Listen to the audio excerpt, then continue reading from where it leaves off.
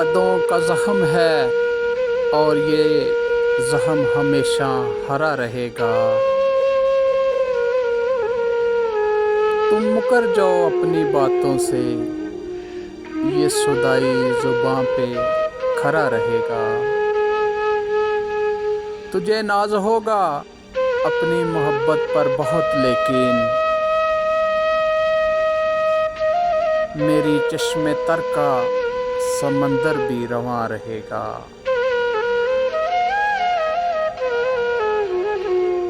تجھے بدلنا ہے راستہ تو بے شک بدل لو، تیری حسرت لیے یہ دیوانہ وہیں کھڑا رہے گا۔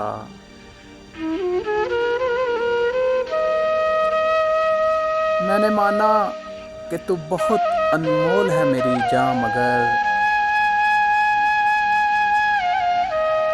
میرے پیار کا جومر تیری جبیں پہ سجا رہے گا۔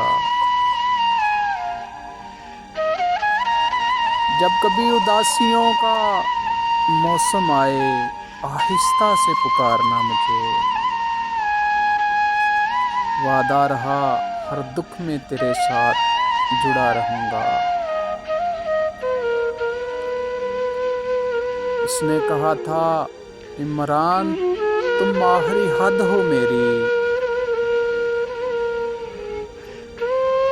قبر میں اتارنا مجھے جب میں مرا رہوں گا۔